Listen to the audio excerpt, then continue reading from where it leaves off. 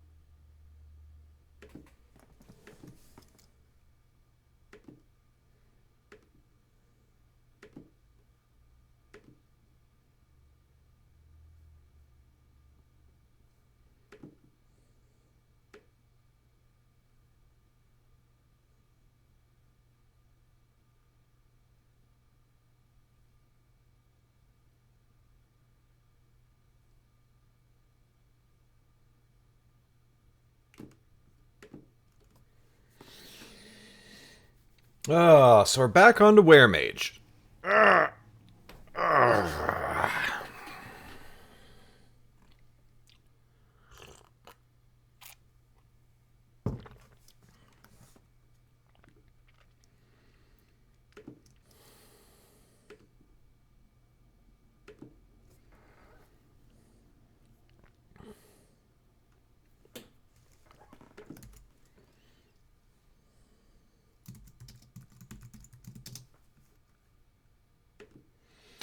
Good afternoon, Kristen. Morning for me. Almost said good morning and then realized, no, you just slept forever.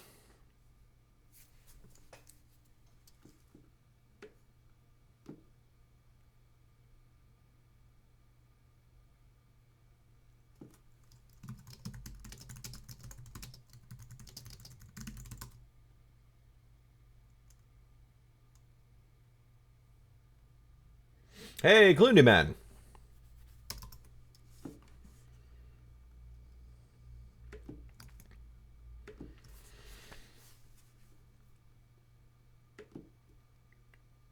Yeah.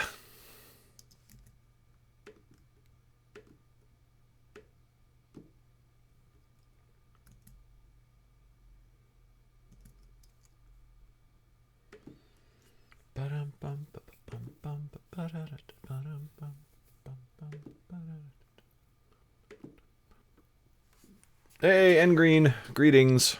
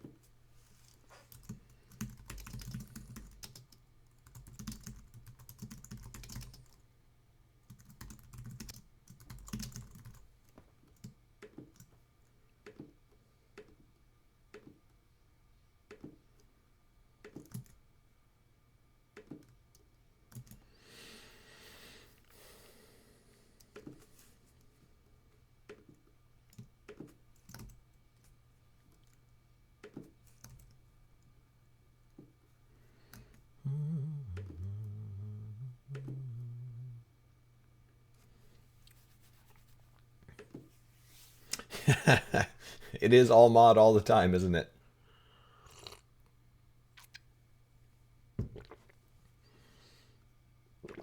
Oh.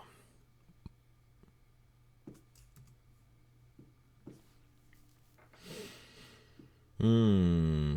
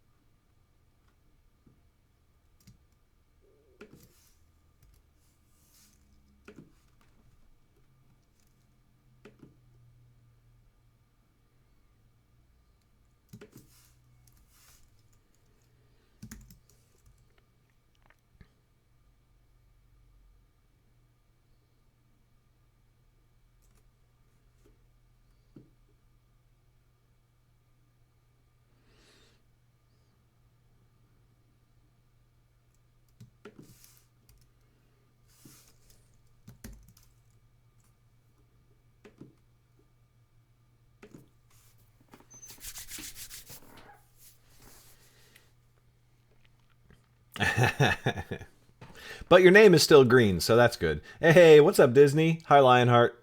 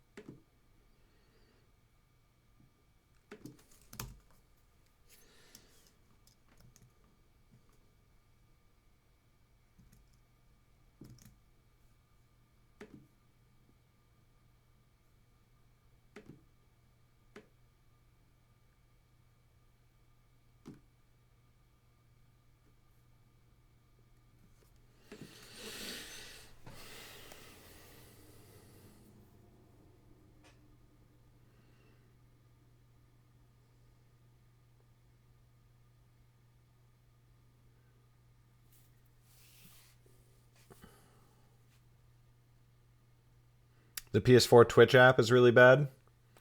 Yeah, I believe it. Twitch works on my Amazon Fire Stick really well, though. Considering Amazon owns Twitch, that's not really a surprise, I guess.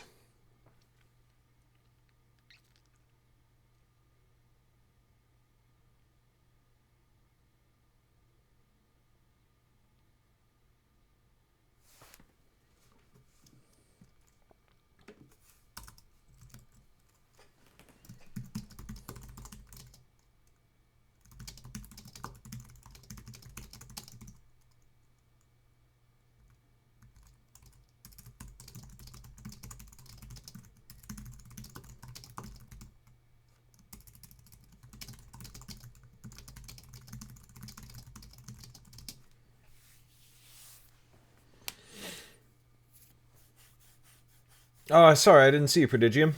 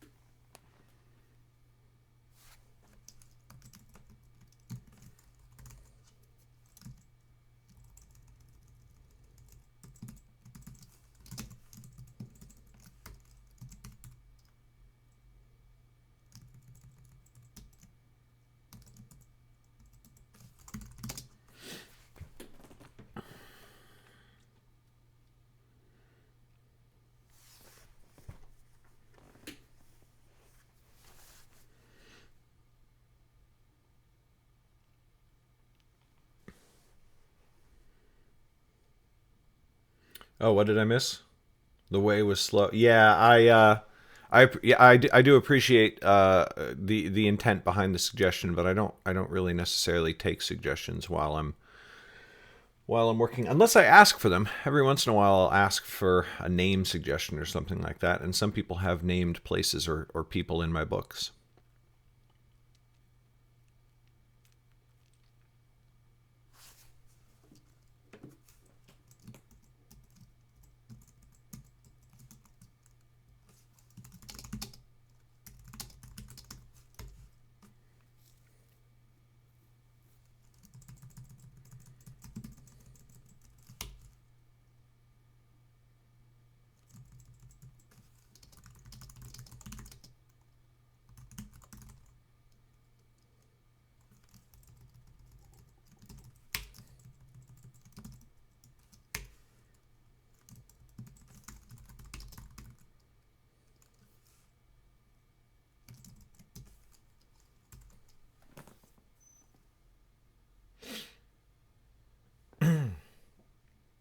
There were lots of people to name back in the day. Later, Disney.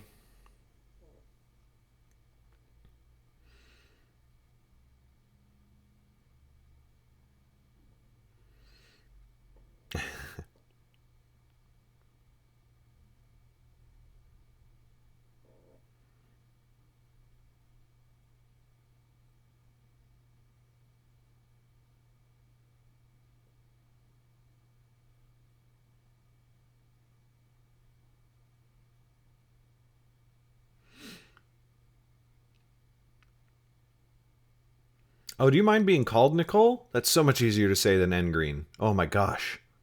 Is that okay?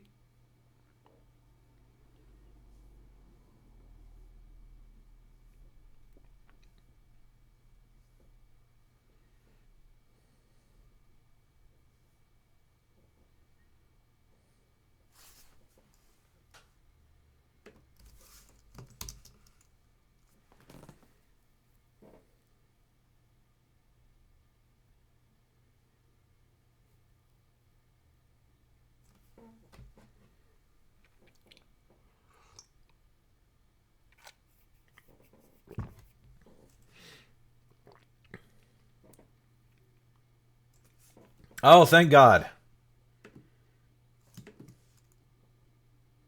Hey, what's up, Choco Latte?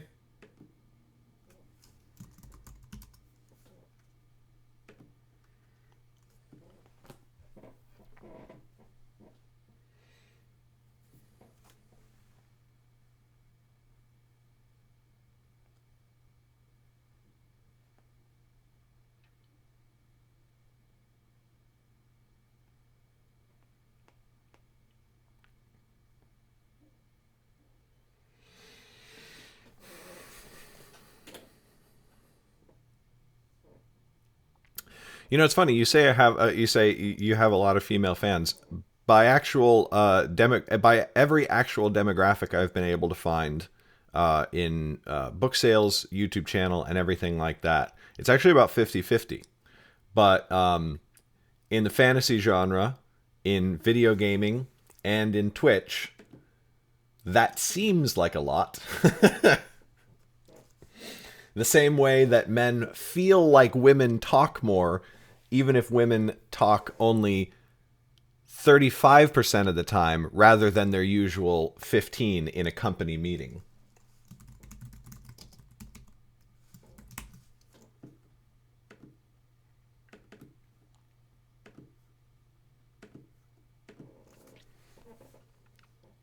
Yeah, anyone with a Twitch account can live stream Choco Latte. You you are a fan and a heckler and a friend. So does that make you a Frankler? What is Frankler? What does that make you, Kristen?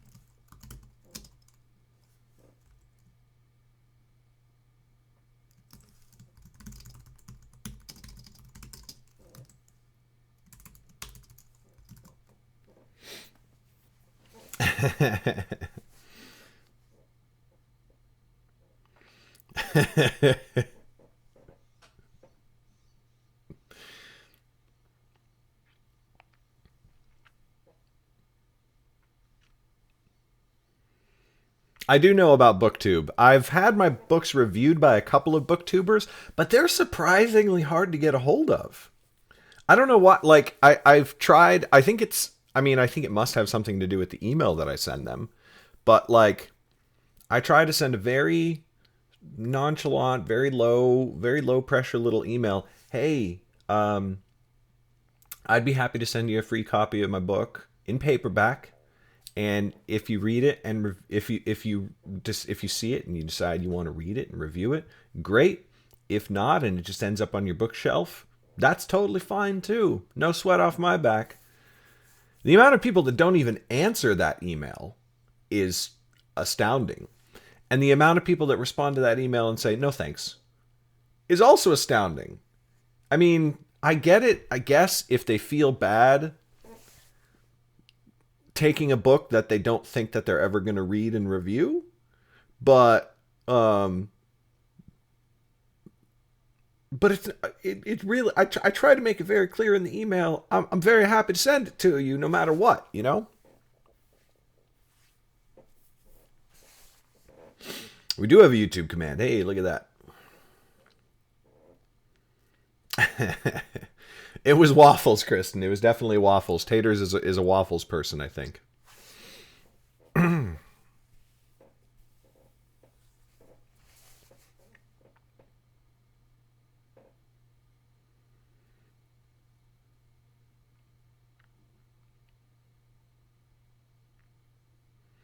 You're thinking of moving to California? Oh, God almighty, why would you do that? Unless it's Northern California.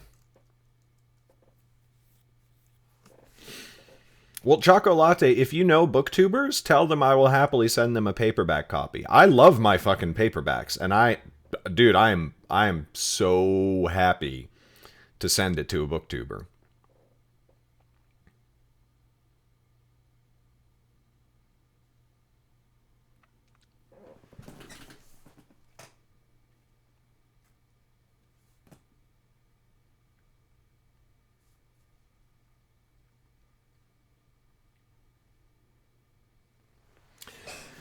What was really funny when we were getting some books reviewed on YouTube was like booktubers would give it like 3 stars, 3.5 stars, 4 stars, and like give their review. And like I watch booktubers, right, and everything like that. So like I knew that was like, yeah, I liked this book, it was good, and you know, like maybe if it looks interesting to you, you should read it.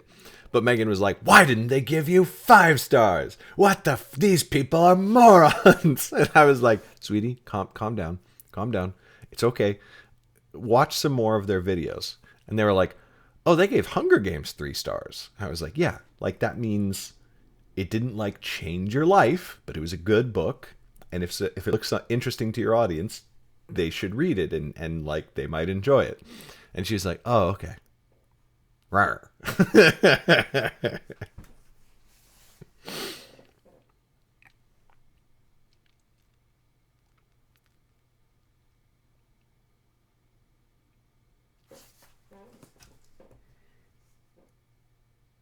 5 stars is the way that I talk about Lord of the Rings, where it's your favorite thing you've ever read. It changed something within you. It is a defining work of a time of your life or the genre, right? Like this is major, this is a phenomenon, and like everyone must read it so that you have more people to talk to about it. I don't think Moby Dick would get 5 stars with most booktubers.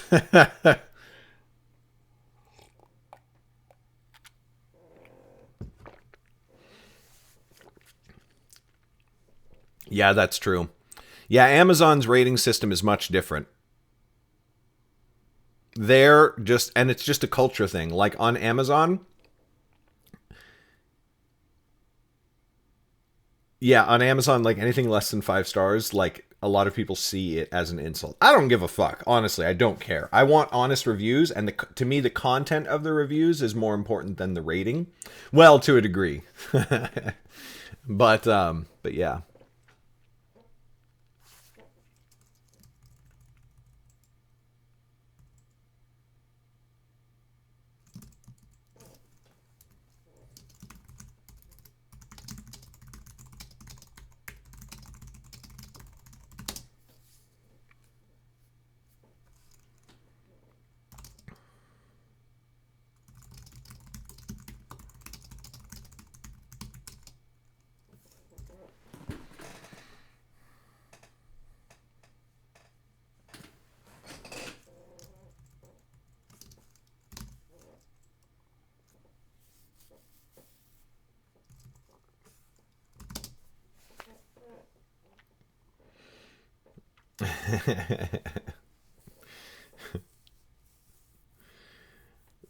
I appreciate the support, KJ Jones.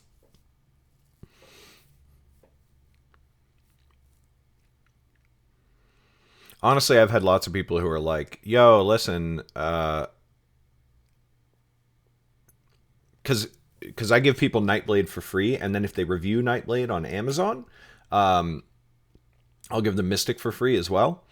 And I've had a lot of people write me and be like, "Yo, I want to read Mystic, but I like if I review Nightblade, I'm going to leave a 4-star review or like a 3-star review because like there's these things that I da da da da da."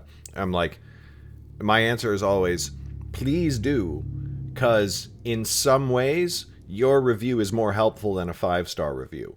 Because if they see a recent 3-star review that says, here are my issues with the book, but I still do want to read book 2, that is great information because it will tell them, yo, here are these things about the book that I did not like. If you also do not like these things, you might not enjoy this book. And I would rather have that. I don't want people to read my book who aren't going to like it. Funny thing, I don't know. Well, it seems like it makes sense to me.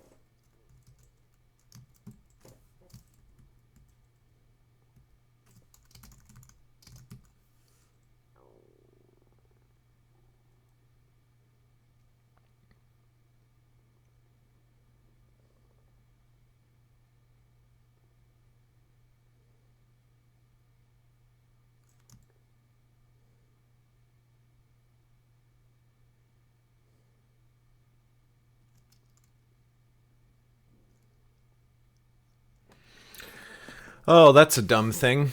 We've established that the guards on the wall wear closed-faced no, open-faced helmets.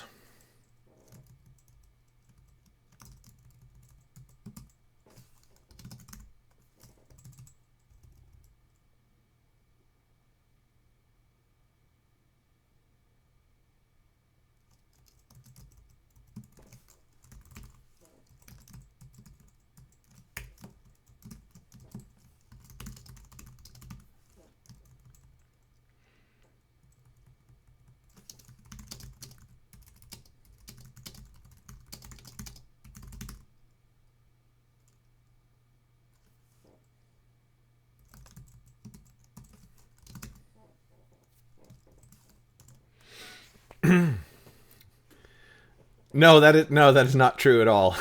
Seriously, like I love I love.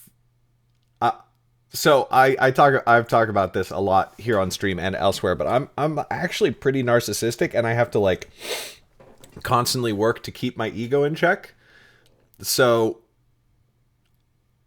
like, but I am pretty. Oh, the lights are off in my office. But I am like pretty narcissistic and self-absorbed as my natural tendency. So seriously, like hearing praise of my books is basically my favorite thing in the world. Sorry. It's a constant process to keep that in check.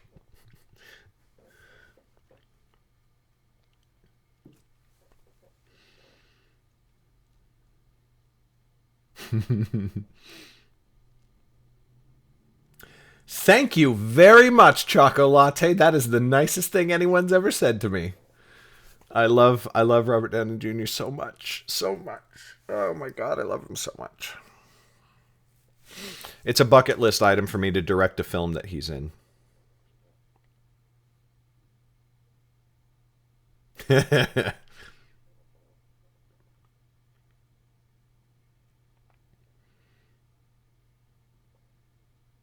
I said I do very much like praise. I like praise a little too much, and I have to sort of keep my ego in check a lot of the time.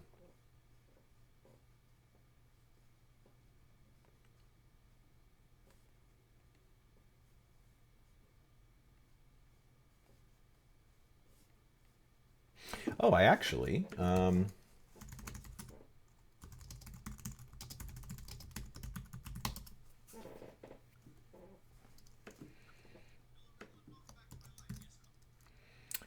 I made a video about being a bit of a narcissist.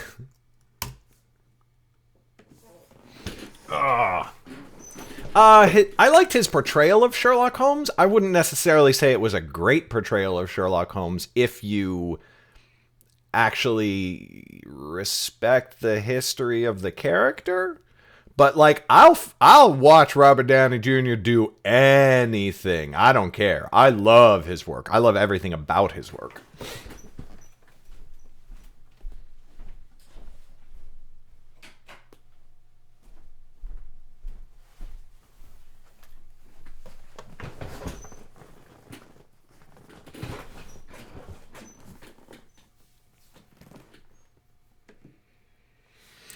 Well, what's funny is that the vast majority, in my experience, the vast majority of professional writers are caught in this balance between narcissism and abject self-loathing.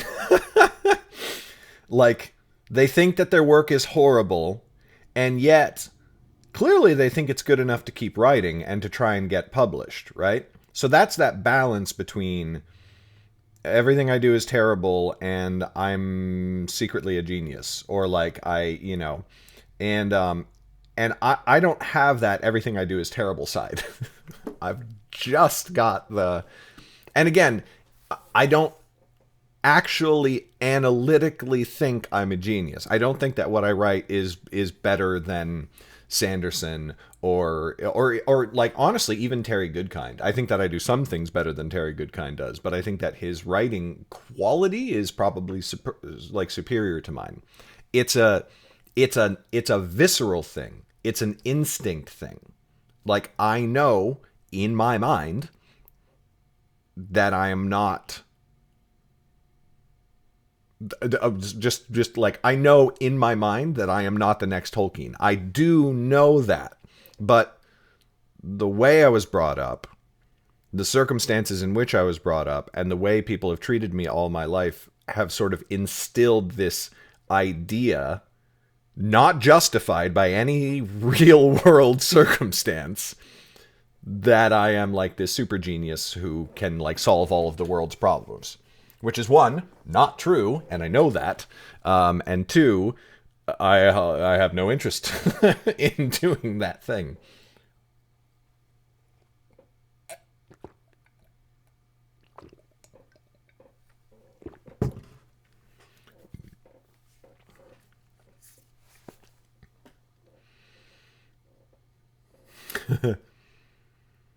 Well, what would you call it? I guess I would call it. I guess I would say that I try to be like a high functioning narcissist, where like I tend to be. So you know how. So Sherlock, Benedict Cumberbatch's Sherlock, right? He describes himself as a high functioning sociopath, which means that he is naturally sociopathic. However, he is also able to recognize that he is sociopathic and is able to try and overcome that by like analytical processes and thinking about the way that he feels and the way that he treats people and going, is this the way that I actually want to treat them, or is this just the way that I naturally feel about it? And that's something that I try to do constantly. Like when I'm revising and editing my books, I'm like, is this chapter good because it's actually good, or do I just think it's good because I think everything I do is good?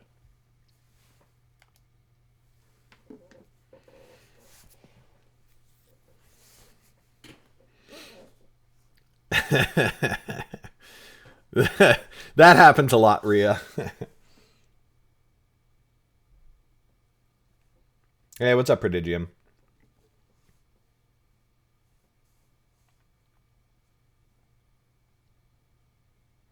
I see your point there, KJ Jones. But like at the same time, I do think that there's some validity to the idea that like simply having kids is kind of the ultimately narcissistic act.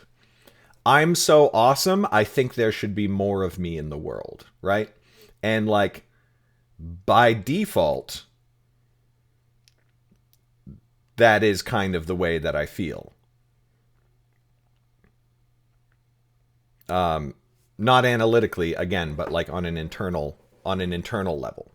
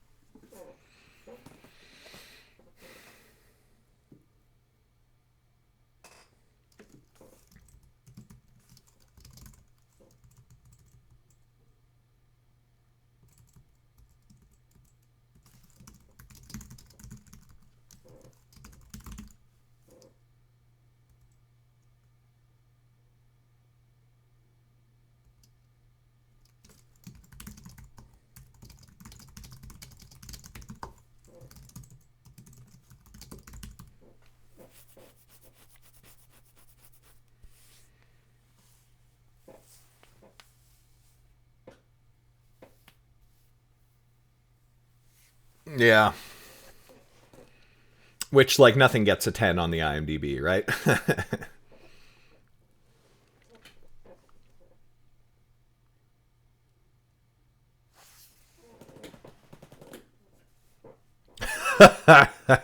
That's great, chicken sandwich.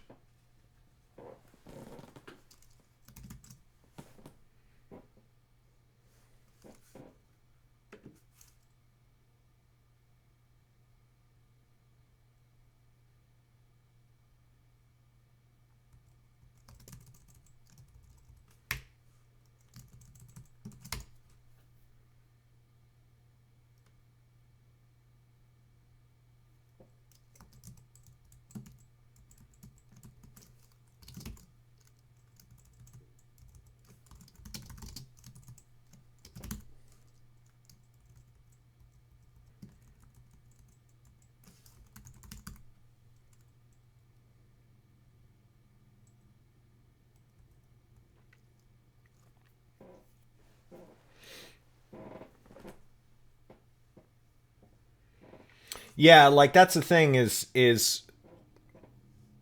they said it's a lot like writing a love scene. You can tell it's gone too far when you think the author is like touching himself, right?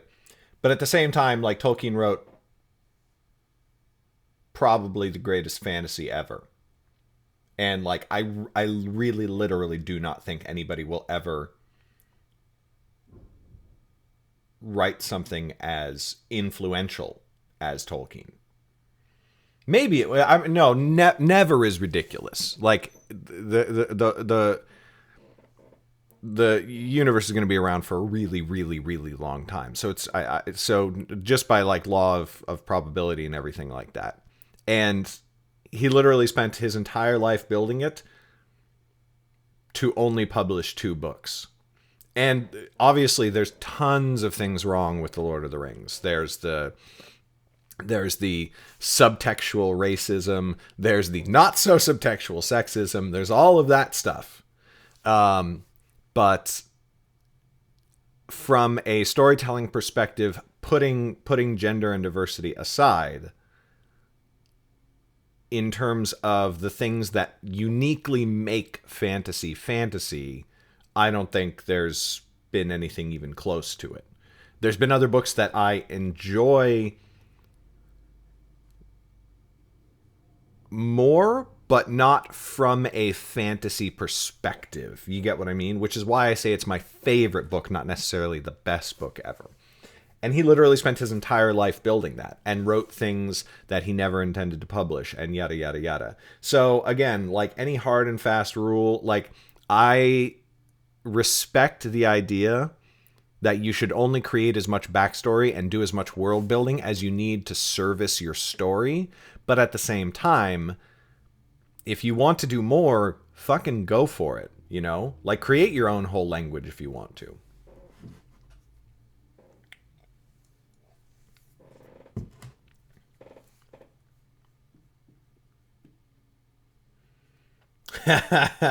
You can definitely get too detailed talking about it. That is certainly true.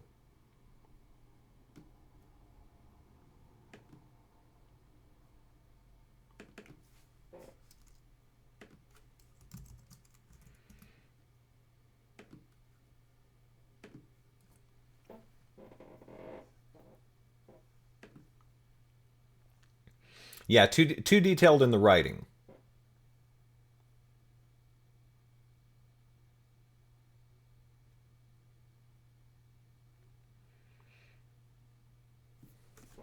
And I think that sometimes now purple prose is very subjective, and a lot of people like to think that it's objectively easy to measure, but it isn't. I don't think, because a lot of people think that that Tolkien had moments of purple prose. Now, his command of language and the way that he writes means that there are literally no passages in The Lord of the Rings that I find tiresome or hard to get through. Right? Like, I don't think Tolkien, from my perspective, Tolkien doesn't have purple prose. But at the same time, he probably got more descriptive than he necessarily needed to. And he did it for people like me, you know? And so that's fine. A lot of this shit is subjective, but also there are a lot of rules. Like, a lot of it is subjective, but you can understand subjectivity. I should make a video about that.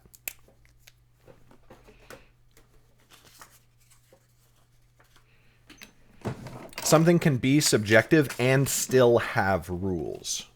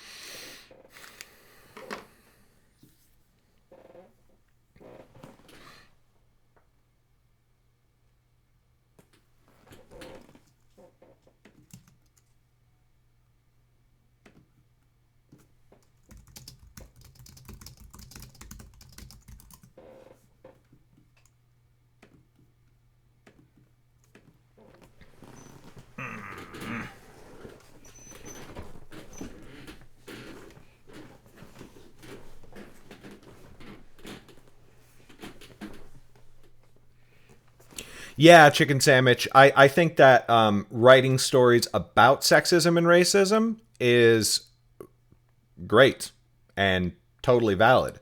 I think that being unintentionally sexist and racist in your writing is something else entirely, right? Like, Tolkien didn't address sexism and racism. He was sexist and subtextually racist in his writing. And that is something that you get from analysis of it, not from going, oh, I like what he was saying here about race. It's like, oh, he made the white people the good people, and he made all of the dark-skinned and non-white people the bad people. You know what I mean? He literally has no women in The Hobbit. None. They don't exist. There isn't one single woman in The Hobbit. You know what I mean? Like,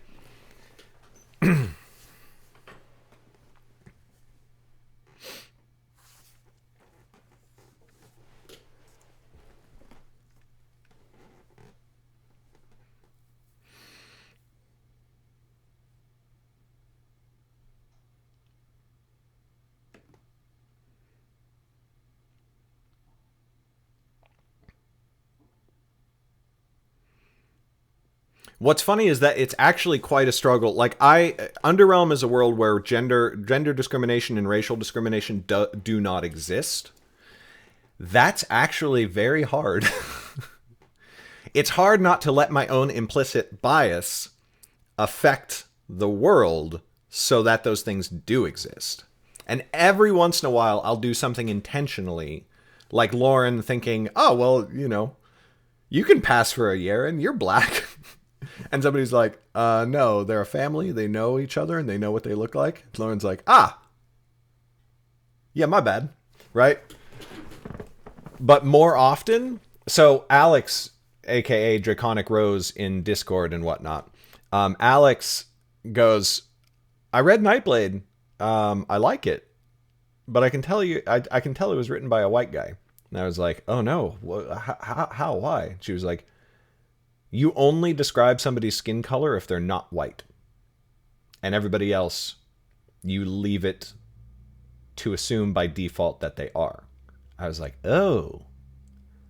And then because I'm an indie author, like, I could actually go back and change my own book. But see, that's the sort of thing where your implicit bias affects what you're writing. And you need to be mindful of that, because you need to be mindful of everything in your story.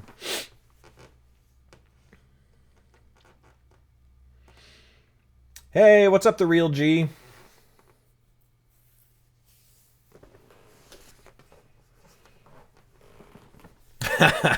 Chicken sandwich. Everyone had a crush on Legolas. Yeah.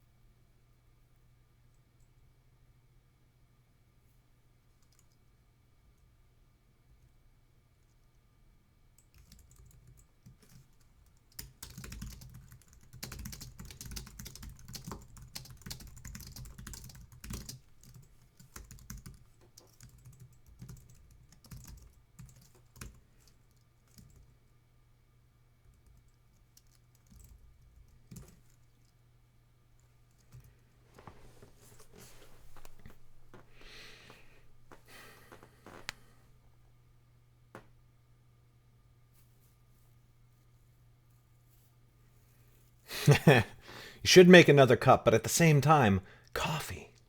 Coffee.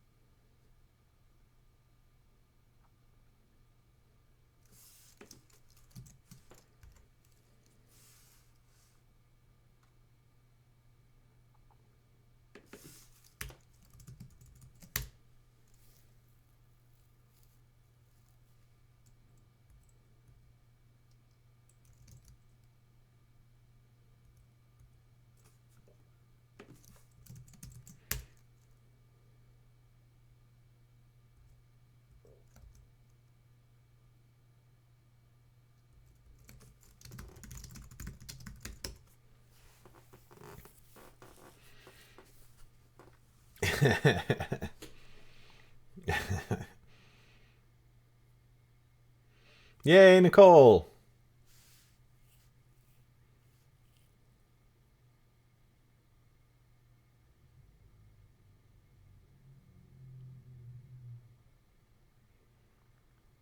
Wait, why is green not a creative color? I thought green was like the color of genius or whatever the fuck.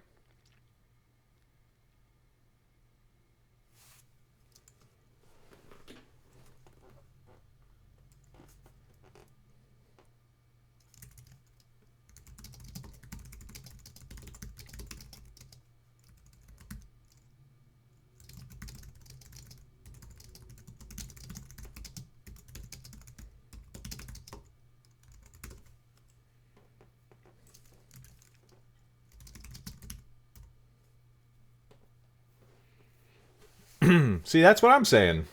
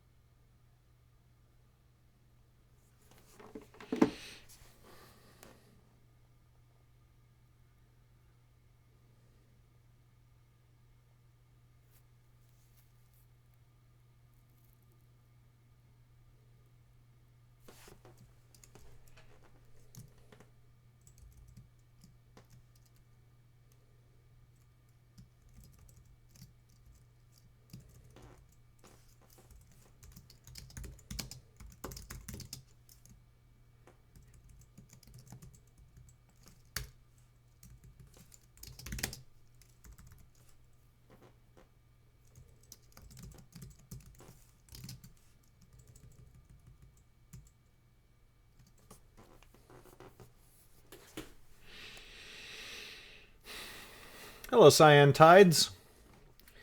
Welcome to the stream. Have a free book.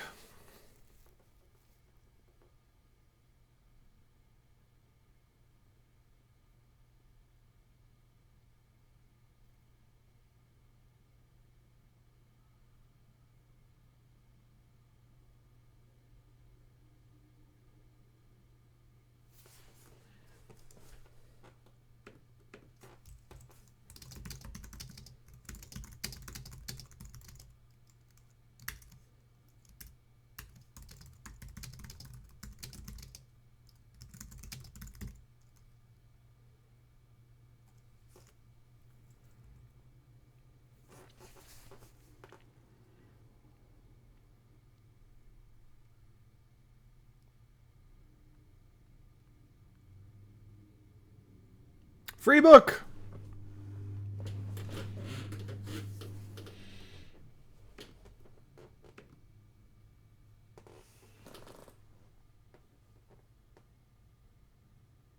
Wait, what? That's a cross-stitch design? How? How do you cross-stitch that?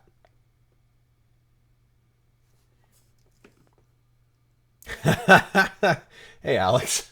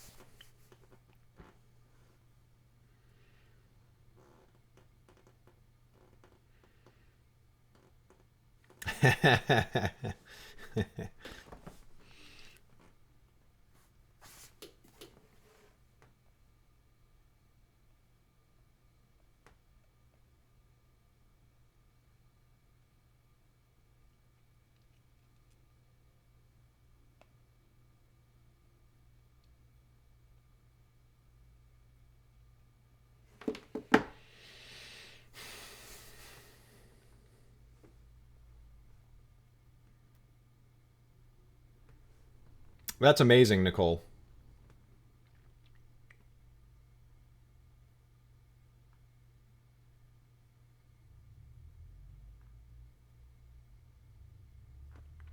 Time is up.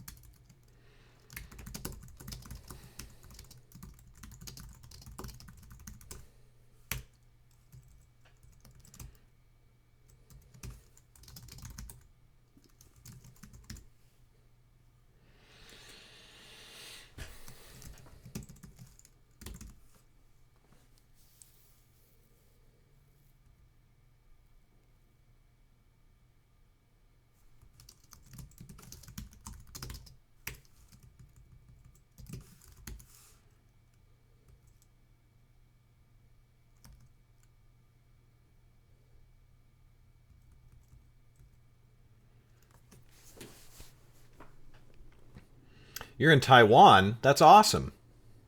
I've always wanted to visit Taiwan.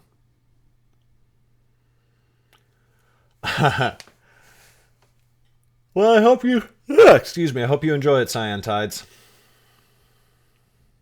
Oh, yes, we have a Discord server. Discord is a chat server. Yeah, I would not say it's similar to Skype. It's so much better than Skype. It's basically like a chat room.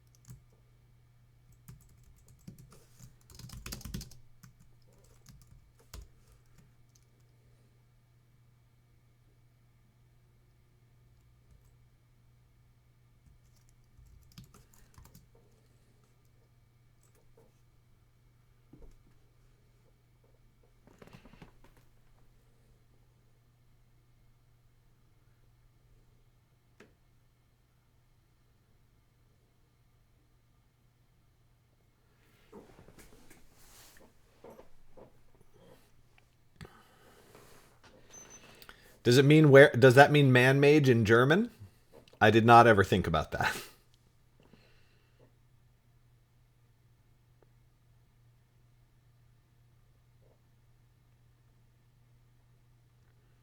Yeah, exactly. What I've been wondering is how the fuck does Discord make money? That that makes me very curious.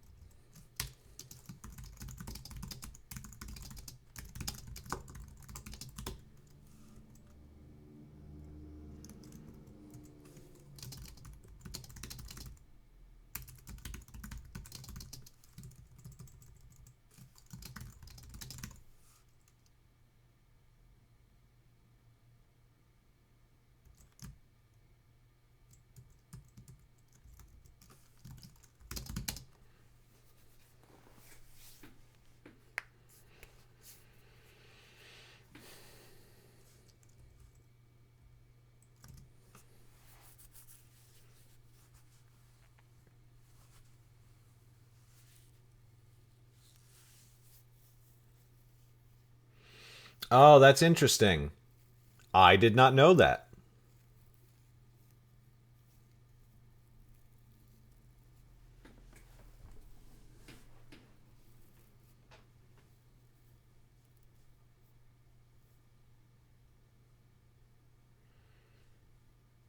Hey, KJ Jones, I'm editing book 5 right now.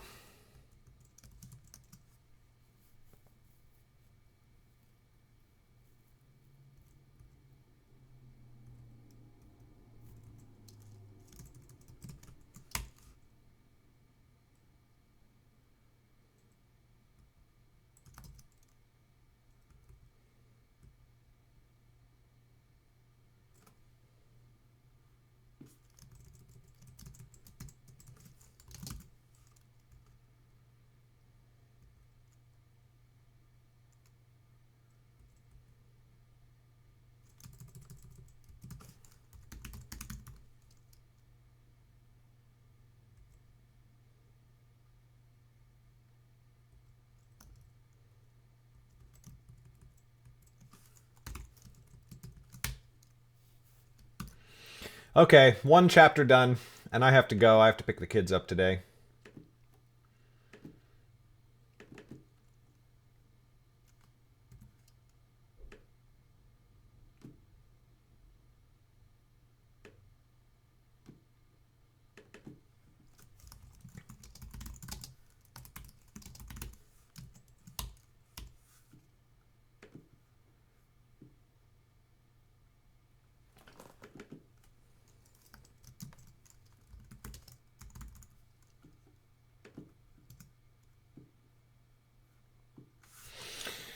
Oh, all right. Okay, y'all. Thanks so much for coming and hanging out. I will be back. I will be back tonight. I'm gonna try and stream right after the kids go to bed. But just like last night, it might be pretty late. It might be like sometime overnight. I just don't know for sure. So if you can be here, great. It's good to see you. It's good to hang out with all of you last night, especially the people who can't normally be here, like Fallen Clown and whatnot, who are on European time or whatnot. But if I don't see you then, I'm sure I'll see you around another time. If you haven't already, give the Twitch channel a follow, etc., etc. And I will be back when I'm back. All right, later. Bye.